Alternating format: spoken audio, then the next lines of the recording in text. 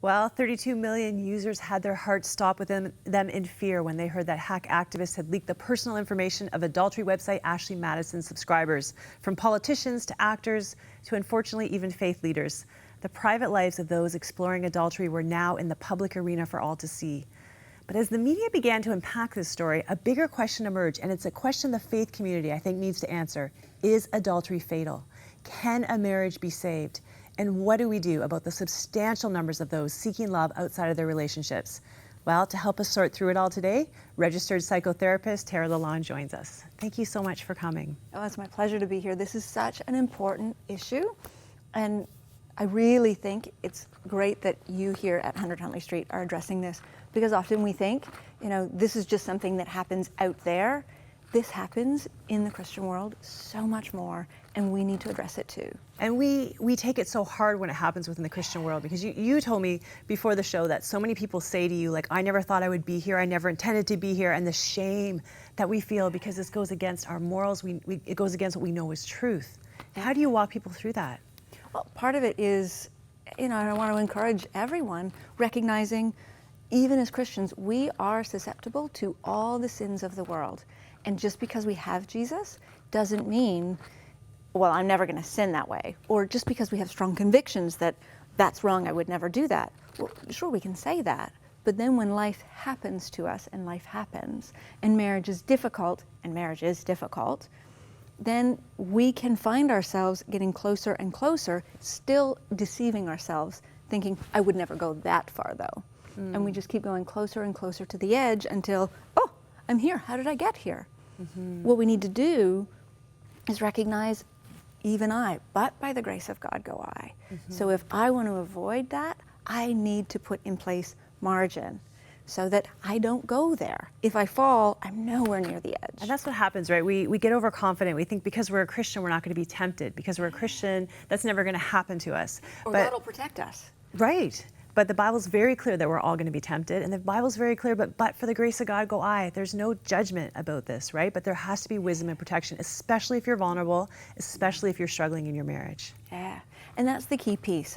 I mean, I have seen so many different couples going through lots of different issues at life care centers. And many, many times when this is the piece that they're coming in with, they weren't expecting to be here. There was all kinds of stuff in the relationship that happened beforehand that led up to making their marriage vulnerable to this kind of sin. The hard part about this is when one spouse chooses to deal with it in this way, they just make it worse. And then we have to first deal with the hurt and the pain and the destruction of the affair before we can get to what was going on in the relationship before that made you vulnerable to go in this direction. And I think it's important that people hear what you said, because Ashley Madison was selling adultery like a harmless side kind of thing that makes you feel better. It's like going to the spa, like you feel better about yourself, you're not getting attention from your spouse, it's a little break, but it's a fantasy, right? Have you ever seen a situation where adultery helps things? Never. I mean, this is what the enemy does, right? He feeds us lies and he likes to make it look nice. If he tells us the truth, we'll never go that way. So he makes it look flashy and fancy and fun and, oh, you'll feel good about yourself even when your spouse isn't doing that. Well, he's wrong. That's not the way to do it. Yeah, there are many marriages where my spouse is not meeting my needs. Okay, Jesus is the answer. He is the one that we can go to. He is the one that gives us our self-sufficiency, our fulfillment in life, even when our spouse can't, for a season or for the length of our marriage. Wow. But if you choose to go that's tough through adultery, and I'll just, like our culture says, I'll get my needs met, you will end up in pain. Guilt is always with it. I know you can pretend that it's not, but it's there. This is not the answer. It's never, ever the answer. And I think that's a strong message I'd like to communicate. If you're tempted, if you want to be, cared for, and let's be honest, marriage is hard, and some spouses really don't do this well. You will not make it better if you choose this route. It just never, ever works. It always makes it worse for you, for your spouse, for your children, for everyone around you. We need to hear that message, because sometimes that other person just seems like a great escape from a painful reality. Of course. But let's get down to practicality. Okay, so someone is watching right now. they are in this situation, they've had an affair or their spouse has had an affair, what is the first step they need to take? Well, first of all, let me ask you this, can it be fixed? It can definitely be fixed. It can definitely be fixed, absolutely. But is it an easy fix? No. This is really difficult. So my encouragement, if you're going through this, don't try to do this alone. Do go and talk to someone at a counseling center in your area. If you're in the East End, life care centers, we help couples through this all the time. Right outside of Toronto and Pickering. Right.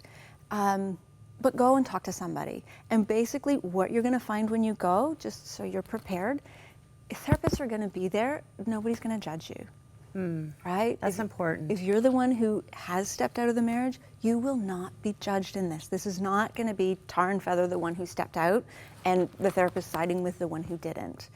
Our job is to understand both sides, to be able to sort through the mess of this, to help the person who did it, and this is going to be tough for some of you to hear, to actually grieve the loss of the other partner, because that person was there for a reason, and that will be a loss for that person. And that's really hard, especially for the one who has had the affair Who feels on betrayed. them. Yeah, Feels exactly. betrayed. You have to grieve for the person that you cheated on me with. Like, I want to throw them over the side of the boat. Yeah. So that's the other side of therapy. That's the other side of work, helping that person really process through the anger and the betrayal that's real. This is really, really hard.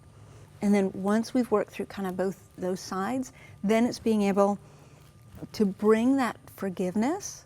And that's really, really difficult. So many people, I'm not sure if I can forgive that. The Lord can help with that. Your counselor can help with that. For the people who have had the affair, something that I think you need to know, your partner needs to see a contrite heart and real, genuine remorse. If you brush it over or if you focus too quickly on why I did it, they're not going to be able to hear any of that. There has to be that contrite heart first and genuine remorse to help the partner be able to hear, what was it in our marriage that led you to make that choice? Yeah. And there was something. You know, I want to ask you a hard question. Okay. Because we believe here at 100 Huntley Street, and we see all the time people on this program whose marriages have been healed from some of those awful, awful situations. But if you're in a marriage where you've been cheated on, how do you decide that you can save it? Because the person could be a serial cheater who will never stop, or it can be what happens to so many people, just a genuine, situation that they got themselves into because they weren't having their needs met. How do you decide, and does God want us to stay in a marriage with a serial cheater? Tough questions. I know. Tough questions. And honestly, I don't have a neat, fancy, tight with a nice bow answer. If it's the first time, absolutely. See if you can make this work. I have worked with so many couples who have been able to get through this and not to get it back to the way their marriage was. You don't want to go back to where it was. You don't 'cause want that's to go back to where it was. That's why the person cheated in the first place. Yeah. We're creating a new marriage and a new foundation.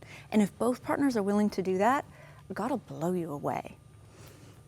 What if it's a serial person? Well, in the beginning, you don't know if it's a serial or not. So work at it if you can. Now we're doing this and it's the third time, each person is different.